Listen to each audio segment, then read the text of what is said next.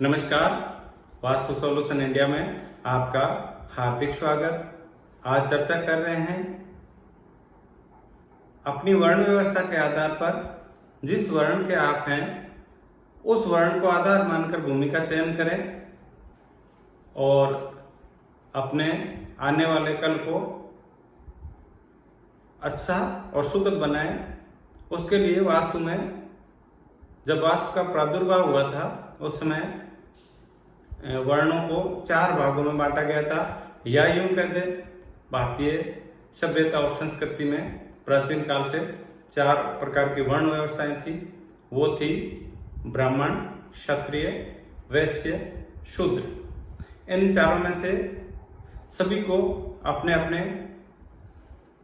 कर्मों के आधार पर जमीन चुनने का प्रावधान बनाया गया था कि ब्राह्मण वर्ग को इस दिशा की जमीन अच्छी और सुखद और सुफलदायक होगी,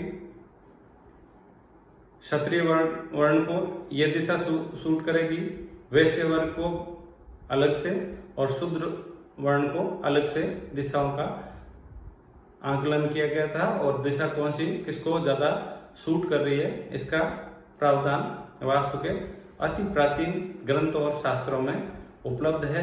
चर्चा कर रहे हैं आज वैश्य वर्ण की, जहां जो व्यक्ति बनिया कह सकते हैं या व्यापारी कह सकते हैं। यहाँ पर व्यापारी शब्द सबसे ज्यादा उपयुक्त रहेगा।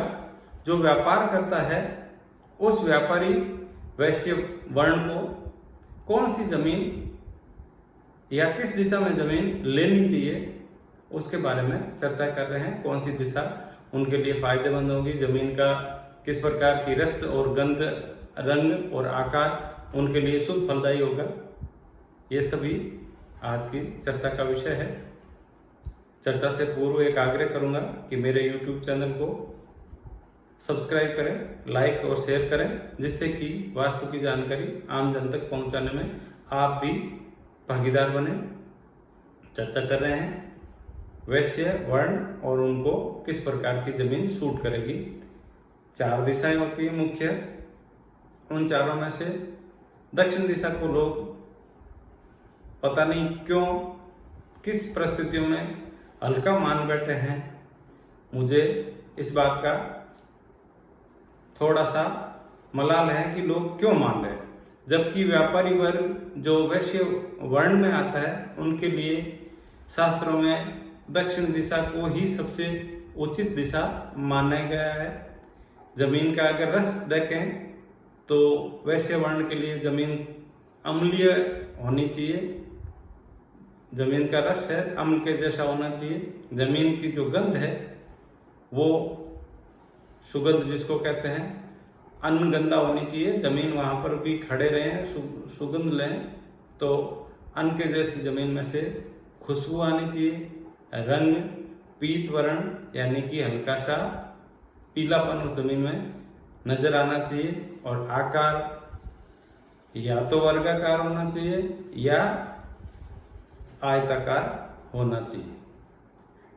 5 विषयों पर चर्चा की है, एक बार पुनः बता देता हूं। दिशा दक्षिण, रस अम्ल, गंध अन्नगंधा, रंग पीत वर्ण और आकार वर्गाकार या आयताकार। ये है वैश्य वर्ण के लिए। अपने वर्ण के आधार पर जमीन चुनिए और सुखद भविष्य के निर्माण में वास्तु का सहयोग लीजिए। जय माता दी, धन्यवाद।